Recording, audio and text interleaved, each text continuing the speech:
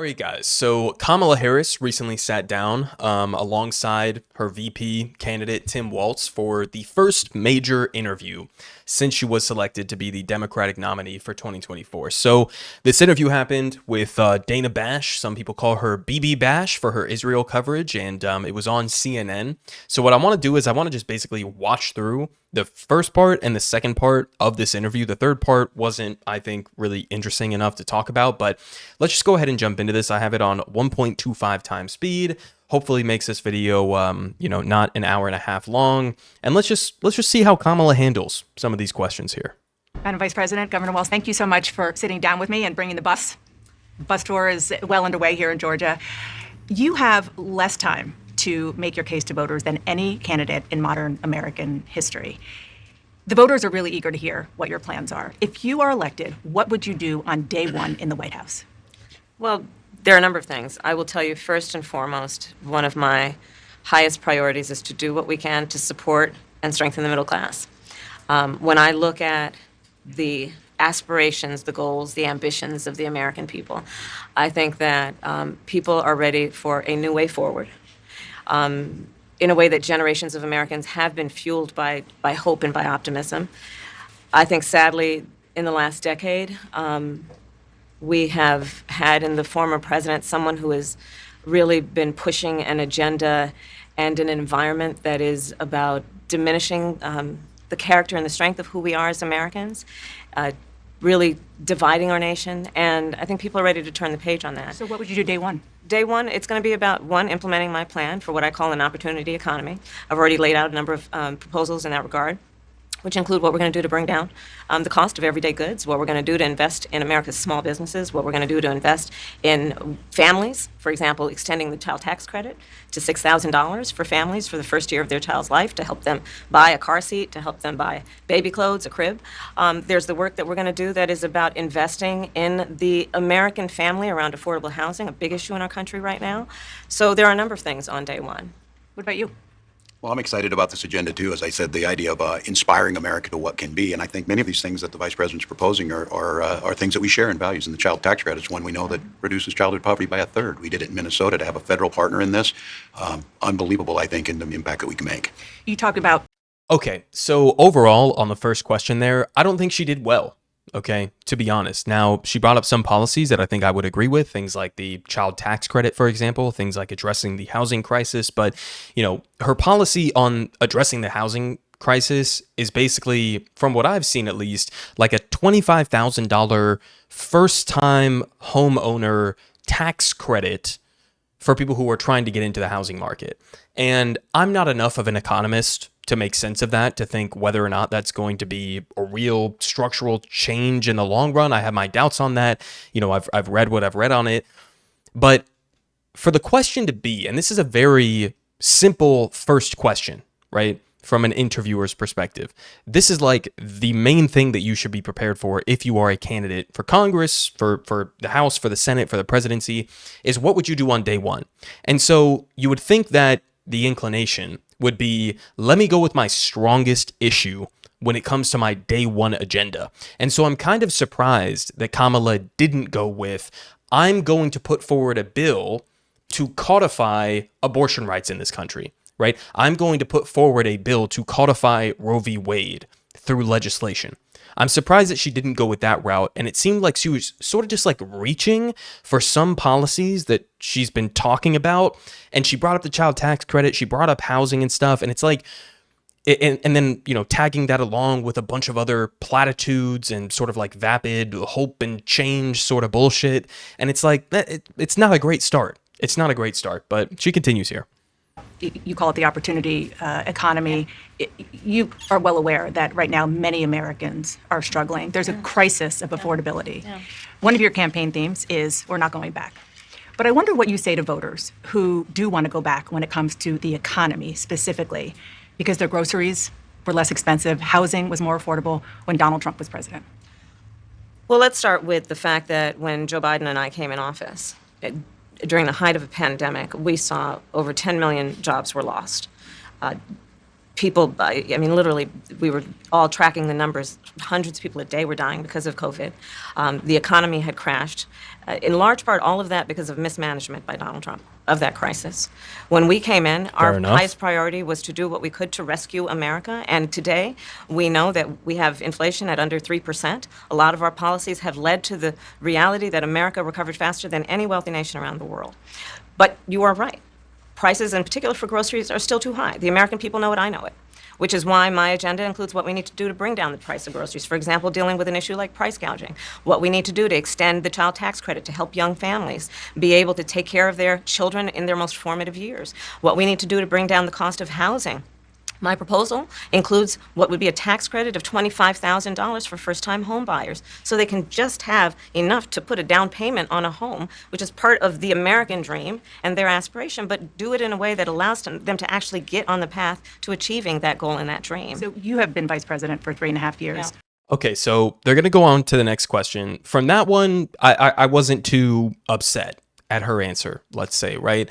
When she's asked about inflation, right, people have sort of this internal yearning to go back to the Trump years because they feel as though some of the basic life necessities were cheaper back then and inflation got out of control. And what are you going to do about that? And Kamala Harris brings up corporate price gouging, which is 100% true, right? Corporate price gouging makes up a massive bulk of why we had this inflationary spiral, at least here in the United States. Now, there are a bunch of other factors as well, like you could say the breakdown in supply chains during the COVID pandemic, where due to decades of neoliberal exporting of manufacturing overseas, we didn't have the capacity to manufacture some of the basic things that we needed here in the United States. And so we had this supply chain breakdown, we had corporate price gouging, we had a number of different things that were occurring. And so if you're serious about actually addressing corporate price gouging, then I'm all for that. That's great. That's good messaging. It's good politics. It's good policy.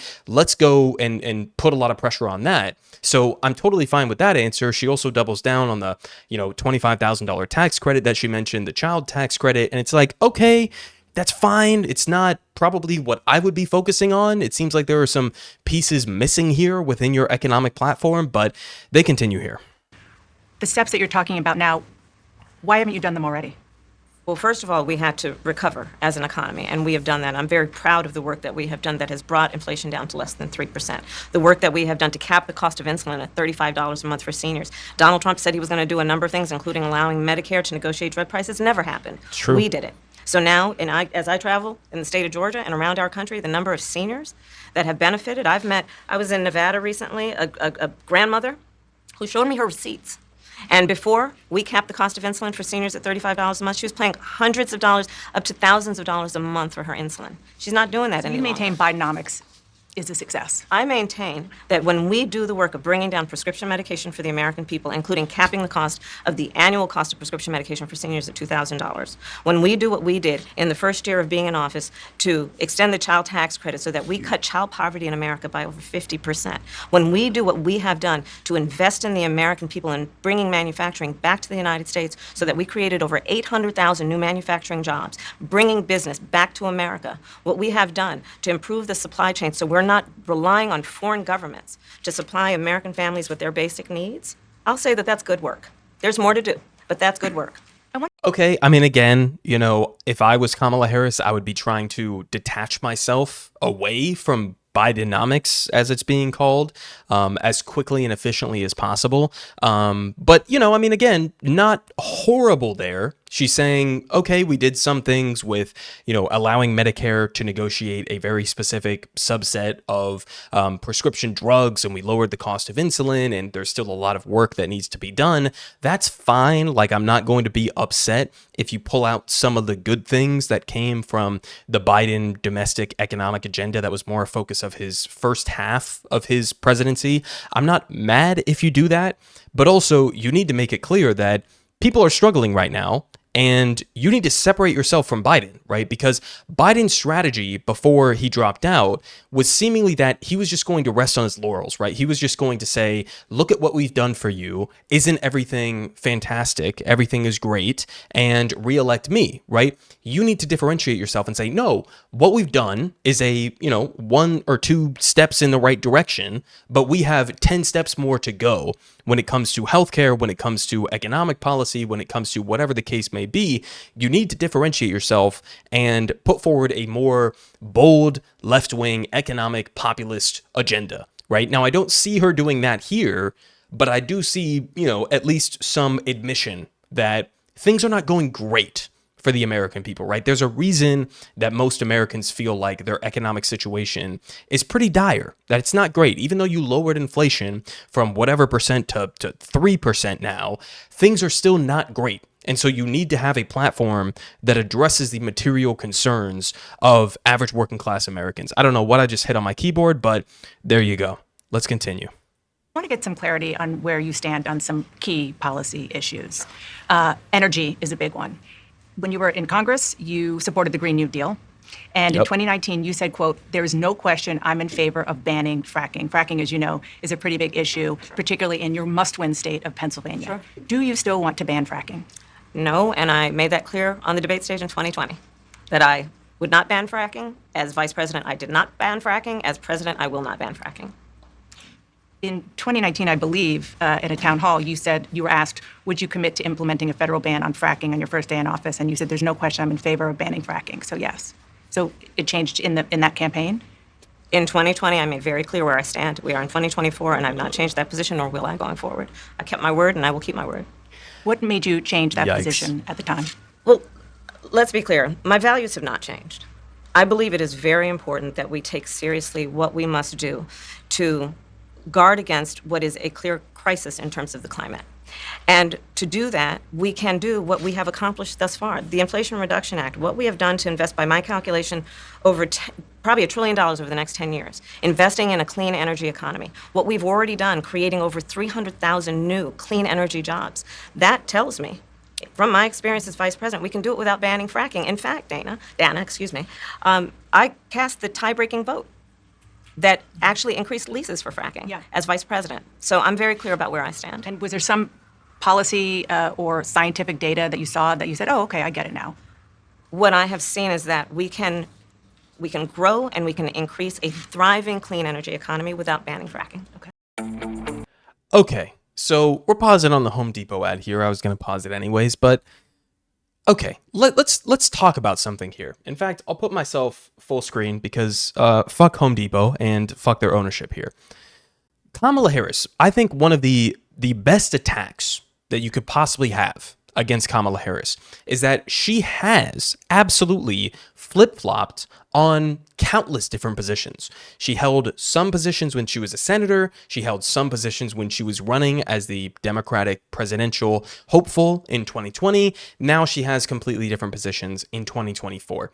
A lot of this stems from, I think, the fundamental reality here, which is that Kamala Harris does not have a firm ideological commitment to basically anything. Maybe you could say abortion rights, maybe you could say some other things here and there, but I don't think that she's that ideological. I think that she is very politically calculated, and that's one of the biggest attacks that, at least as a leftist, I would have for Kamala Harris. This is somebody who previously said she supported Medicare for all. Now, looking at her campaign for 2024, is she even talking about healthcare at all? I mean, maybe outside of expanding the ACA or making some slight adjustments here and there.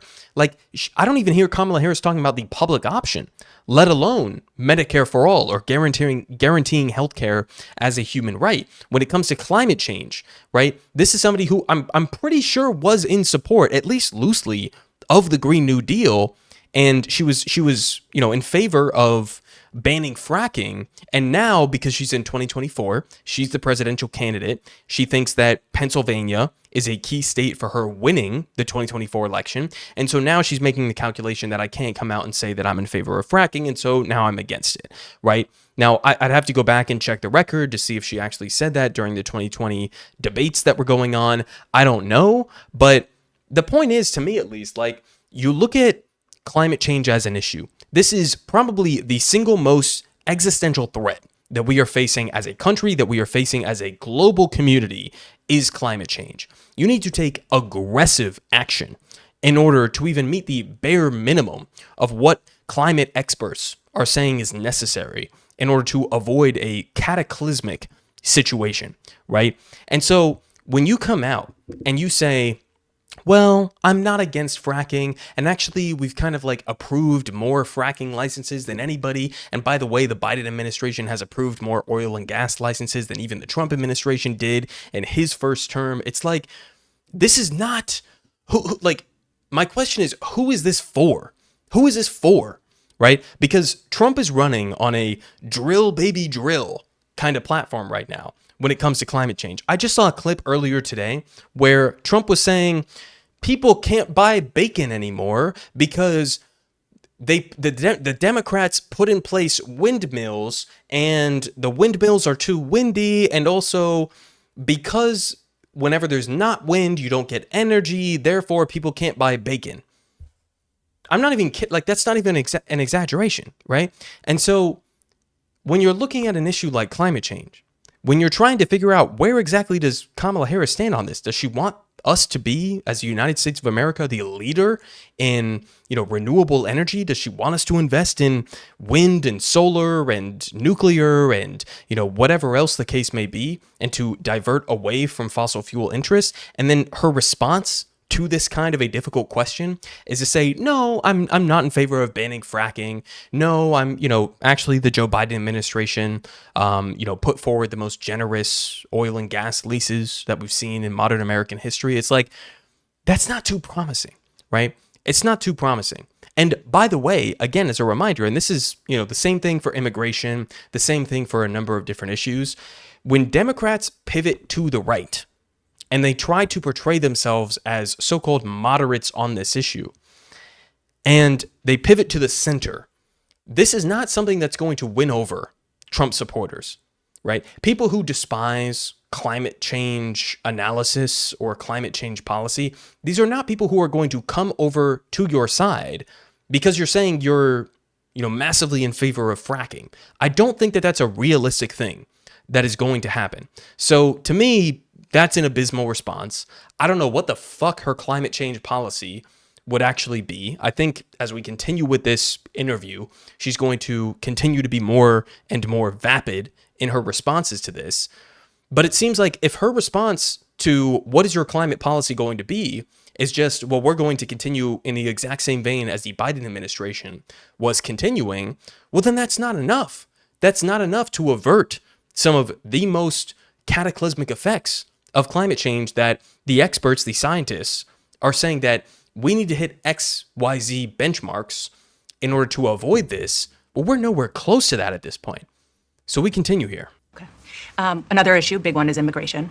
As Vice President, you were tasked with addressing the root causes of migration in southern countries and Northern part of Central America. the northern part of Central America that affects the southern border of the U.S. During the Biden-Harris administration, there were record numbers of illegal border crossings. Why did the Biden-Harris administration wait 3.5 years to implement sweeping asylum restrictions? Well, first of all, the root causes work that I did as vice president, that I was asked to do by the president, has actually resulted in a number of benefits, including historic investments by American businesses in that region. The number of immigrants coming from that region has actually reduced since we began that work. But I will say this, that Joe Biden and I and our administration worked with members of the United States Congress on an immigration issue that is very significant to the American people and to our security, which is the border. And through bipartisan work, including some of the most conservative members of the United States Congress, a bill was crafted, which we supported, which I support.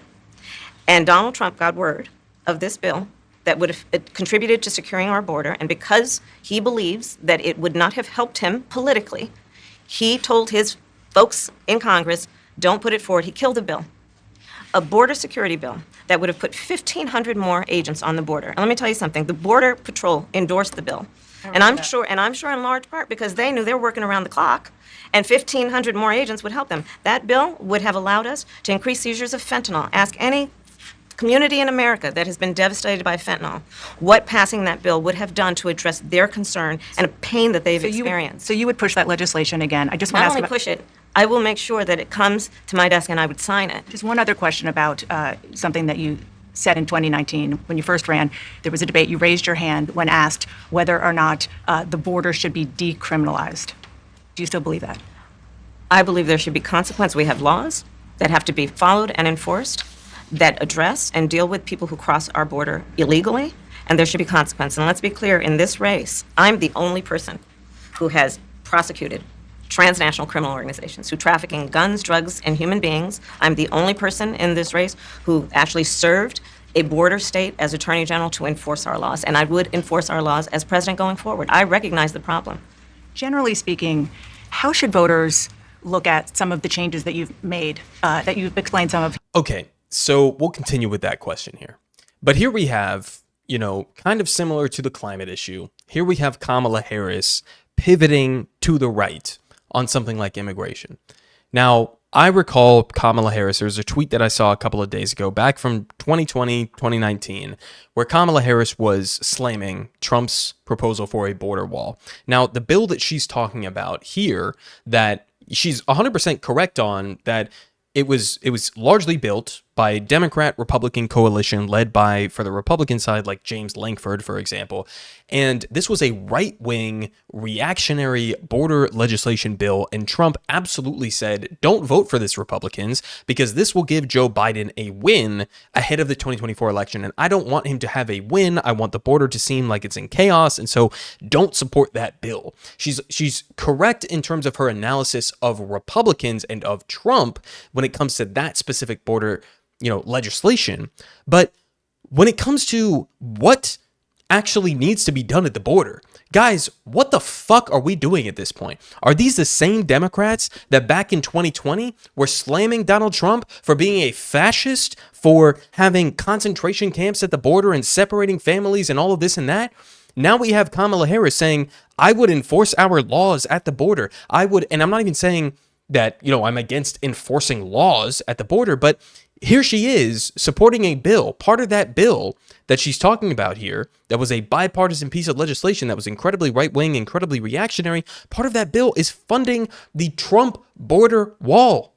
What are we doing here, guys? I've seen recent polling data. I should have probably pulled it up for this video, but what the recent polling data showed is that during the Trump administration, during, the lead up to the 2020 election, when Joe Biden ended up winning, okay, you had a massive spike in pro-immigration sentiments amongst the American people. Why? Because Donald Trump was such a reactionary, because he held such racist opinions when it came to immigrants entering the United States, that Democrats saw that as an opportunity. They said, Trump is in power, Republicans are in control, let's attack them as being inhumane on the border. And what you saw is a huge chunk of the American people, mostly liberals, mostly leftists, who had an uptick in pro-immigration views. Now, since Joe Biden took office and adopted many of the Trump policies, he adopted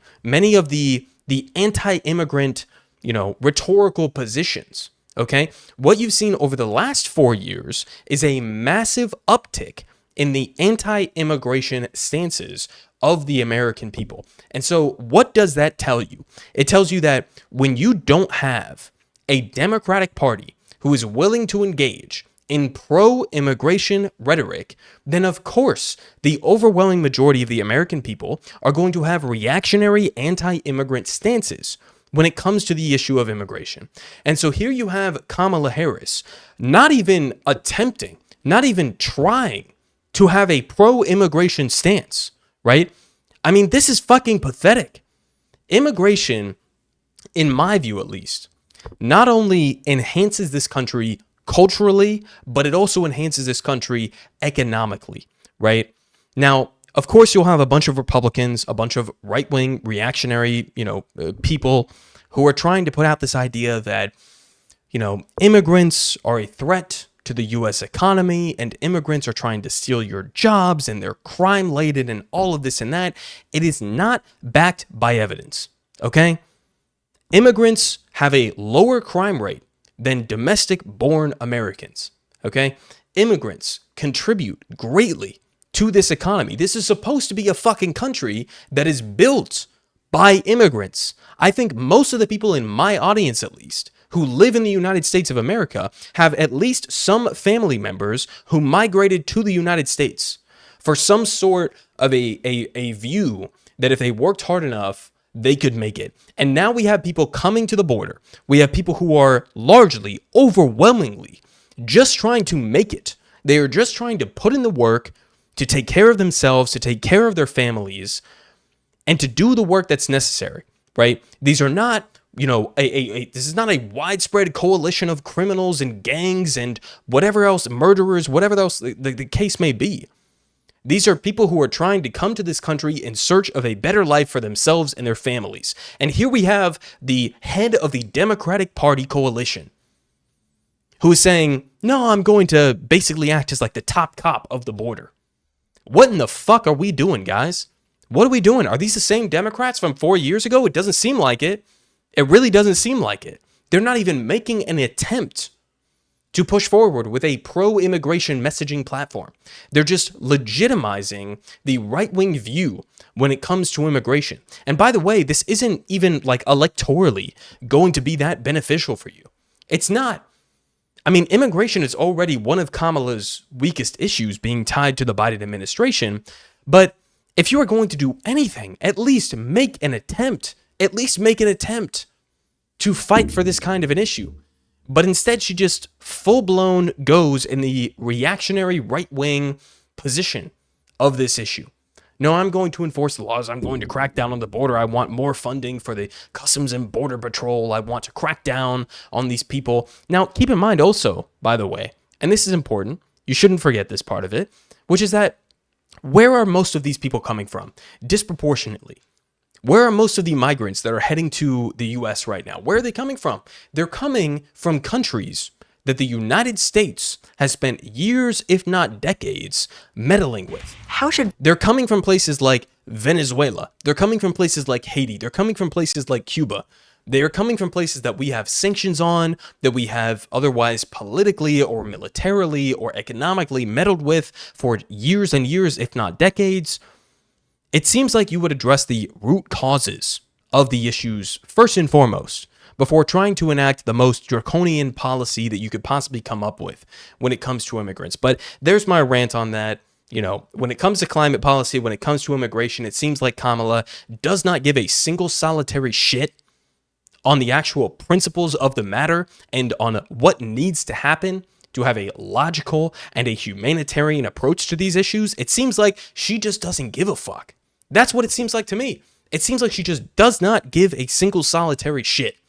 And she is willing to do whatever is the most, in her view, in a warped view, the most political, based calculation that she can possibly make and to reorient her positions. And it's honestly disgusting to me. But we continue here. Voters look at some of the changes that you've made, that you've explained some of here in your policy. Is it because you have more experience now and you've learned more about the information? Is it because you were running for president in a Democratic primary? And should they feel comfortable and confident that what you're saying now is going to be your policy moving forward? Dana, I think the most important and most significant aspect of my policy perspective and decisions is my values have not changed. You mentioned the Green New Deal. I have always believed, and I have worked on it, that the climate crisis is real, that it is an urgent matter to which we should apply metrics that include holding ourselves to deadlines around time.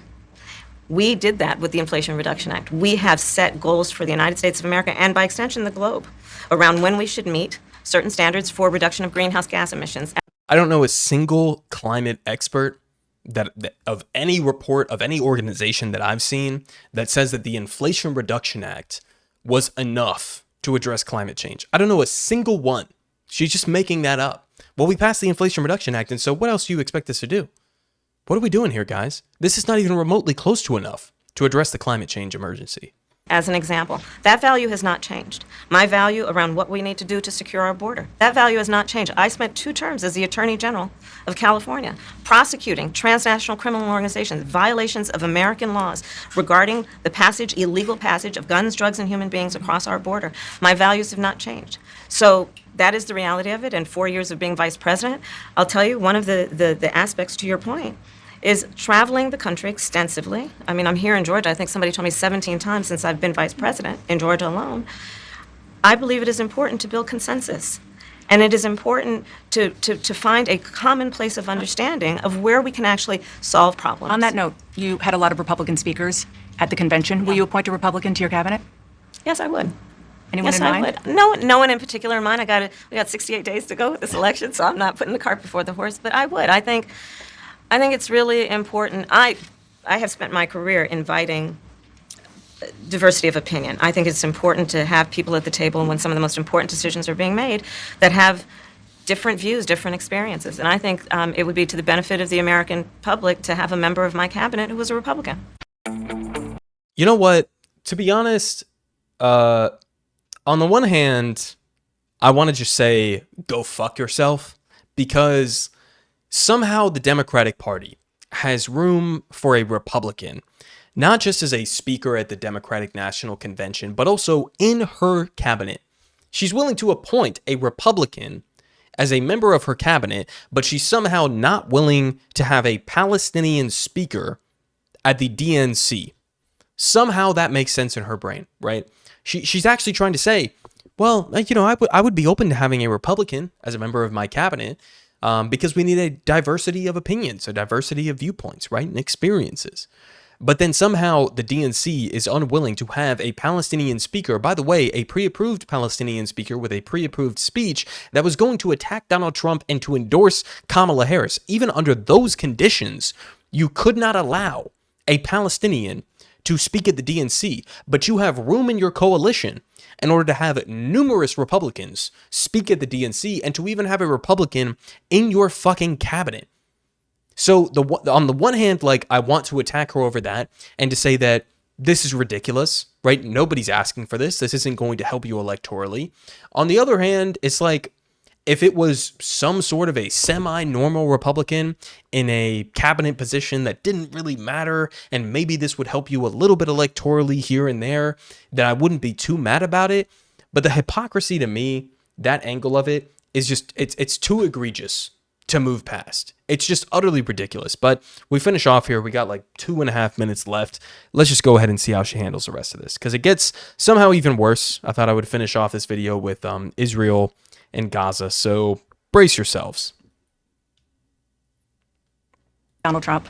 I was a little bit surprised. People might be surprised to hear that you have never interacted with him, met him face to face. That's going to change soon. But what I want to ask you about is what he said last month. He suggested that you happened to turn black recently for political purposes, questioning a core part of your identity. Yeah. Any Same old tired playbook. It's a great Next response. question, please. Great response. That's it. That's it. Okay. Seriously, Let's talk that's a about some great foreign response. policy issues that would be on your plate if you become commander-in-chief. President Biden has tried unsuccessfully to end the war between Israel and Hamas in Gaza. He's been doing it for months and months. What a question. What a question. Biden, that's the starting point. Biden has been trying desperately to end the war between Israel and Hamas. No, he hasn't. That's a complete lie. Okay, continue here. This is why we call you BB Bash, but go ahead. Along with you. Would you do anything differently? For example, would you withhold some U.S. weapons shipments to Israel? That's what a lot of people on the progressive left want you to do. Let me be very clear. I am unequivocal and unwavering in my commitment to Israel's defense and its ability to defend itself. And that's not going to change. But let's take a step back. October. Okay, she'll continue here. She'll, of course, pivot to October 7th because that's where she feels like she has the easiest ground to speak on, although she's about to lie about October 7th. But let's understand the question that was asked here. Dana Bash almost gave her like a layup here, because even the Biden administration has restricted some weapons, right, to Israel. Even he has done that. Somehow she's against that. She says she's standing firmly behind Israel's ability to defend themselves. They're clearly not defending themselves. They've attacked schools and mosques and churches and refugee camps and UN shelters, everything under the sun, completely obliterated the healthcare system, the education system. They've attacked farmland and water infrastructure. They've targeted aid workers and journalists. They have not been defending themselves by any stretch of the imagination. So that in and of itself is utter and complete bullshit. But here you have Kamala Harris, in sort of like a meta or a broader sense, choosing to not differentiate herself from Joe Biden when it comes to Israel and Gaza. Keeping in mind, Israel and Gaza has been one of Joe Biden's, if not his single worst issue It's even worse than his position on immigration, by the way. He has a lower approval rating for his handling of Israel and Gaza. We also just saw, and I'll bring this up after she finishes her answer here, recent polling that came out showing that a vast majority of Americans do not want the United States to continue sending weapons to Israel as a part of this genocide. But she's choosing to stay perfectly in line with the Biden administration, arguably to the right of the Biden administration. Let's go ahead and hear how she describes October 7th here. October 7th, 1,200 people were massacred. Many young people who were simply attending a music festival. Women were horribly raped. As I said then, I say today, Israel has a right to defend itself. We would. And how it does so matters. Far too many innocent Palestinians have been killed. And we have got to get a deal done. We were in Doha. Mm-hmm. We have to get a deal done. This war must end. In the meantime, and we must get a deal that is about getting the hostages out. I've met with the families of the American hostages. Let's get the hostages out. Let's get the ceasefire done. But no change in policy in terms of arms and so forth. No, we have to get a deal done. Dana, we have to get a deal done. When you look at the significance of this to the families, to the people who are living in that region, a deal is not only the right thing to do to end this war, but will unlock so much of what must happen next. I remain committed, since I've been on October 8th, to what we must do to work toward a two-state solution, where Israel is secure, and in equal measure, the Palestinians have security and self-determination and dignity. Okay, so we can go ahead and end it off there. Guys, this is completely indistinguishable from Biden's position when it comes to Israel and Gaza. Here we have Kamala Harris promising that she is going to continue to arm, to fund, to give diplomatic cover to this apartheid, genocidal state. That's what we have here from Kamala Harris. There's no ifs, ands, buts about it, right? Now, again, she's running arguably even to the right, which is ironic because some people have been saying, oh, she has a little bit more of an empathetic streak when it comes to Palestinians. She's willing to, potentially have a change of course when it comes to Biden. No, she's not. She's running fully in lockstep with Joe Biden when it comes to this issue. She's saying, I would not withhold weapons to Israel, but somehow also too many innocent Palestinians have been killed and we need to get a deal done. I hate to break it to you, but what the fuck have I been talking about over the last number of months? It's that the primary blockade to getting an actual ceasefire deal done, whether your top priority is to return the hostages back to Israel, whether your top priority is to end the humanitarian crisis, one of the worst crises on the face of the planet over, the entire course of modern history, whatever your priority is right now, Israel is standing in the way of this. How do I know this? Well, I know this because even the hostage families inside of Israel have been saying that Benjamin Netanyahu does not want an end to the war. He does not want any sort of a long-term ceasefire proposal because his political career, his personal incentive is to keep this genocide going, to expand this war broader to potentially involve the Houthis, Hezbollah, and Lebanon, and Iran, and elements in Iraq and Syria. He needs this war to continue going. And the reason I bring that up is because in order, from the U.S. perspective, to then end this genocide, to reduce the prospects of having a broader war in the region, you need to use your leverage, to use your power as the most powerful person on the face of the planet, as the future president of the United States. You need to use your leverage in order to force Israel to adopt a deal. That's what needs to happen. And in order to use that leverage, you absolutely have to be willing to cut off weapons to Israel. This is not complicated. It's not complicated, guys. I just saw a recent article saying that the U.S. has now sent their 500th shipment to Israel in terms of military and economic aid since October 7th. 500 shipments. That's like almost one per day that we're talking about here. And they have the audacity to say, oh, the Biden administration is working desperately for a ceasefire. No, you're not. No, you're not. You continue without any parameters whatsoever to send Israel weapons to continue this genocide, they are going to continue it. Point blank, period. Not to mention what they're also doing in the West Bank right now with this massive raid, this massive invasion where they have been killing innocent women, children, the elderly, etc., expanding their illegal settlement project in the West Bank. This is not something that can happen internally inside Israel. It has to come from external pressure. And Kamala Harris in this interview is making it clear she has no interest whatsoever in making this happen. Now, the most despicable part of this is that it's not only obviously morally good policy to cut off weapons to Israel, it's not only, following in line with U.S. law when it comes to supplying weapons to a country that is using those weapons to commit gross human rights violations, right?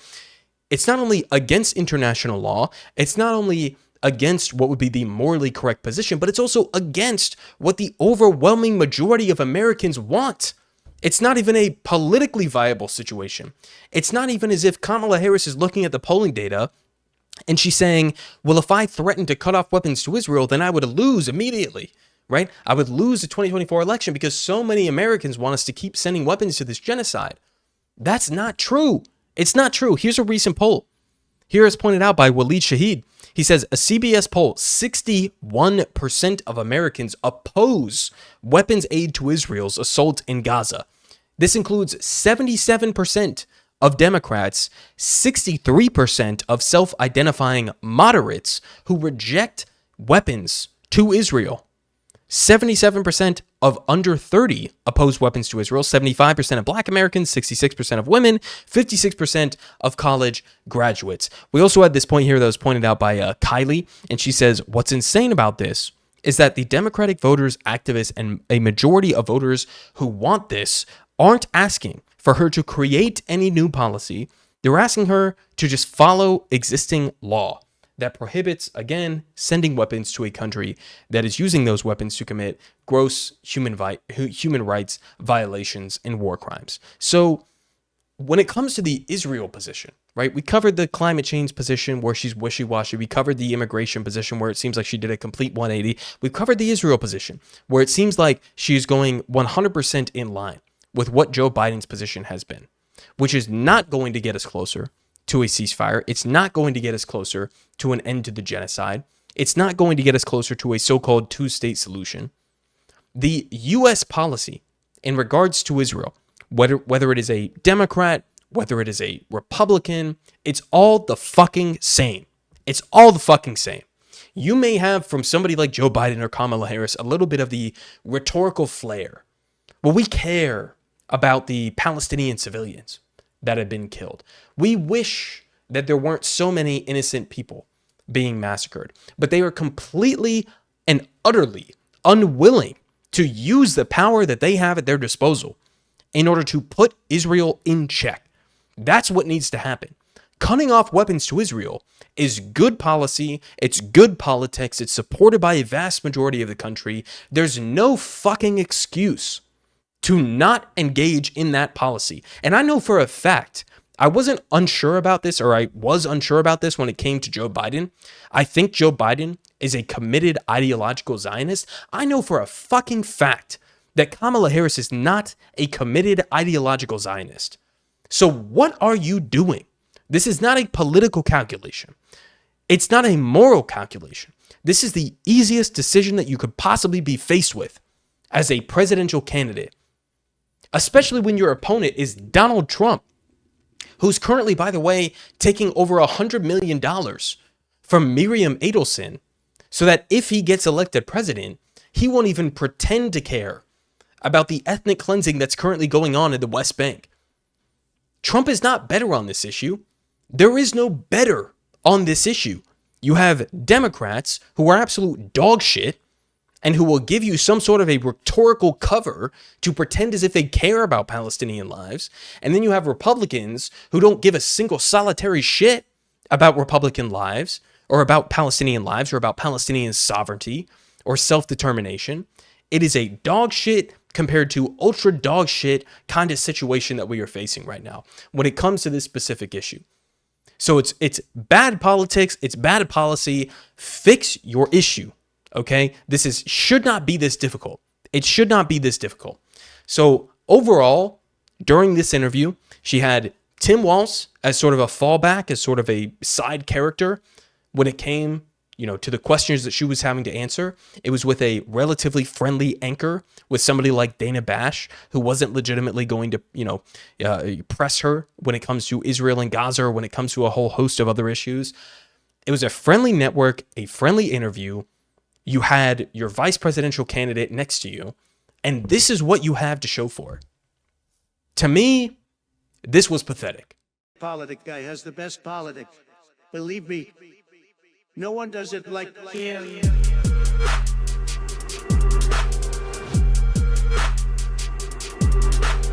Believe me, everyone is saying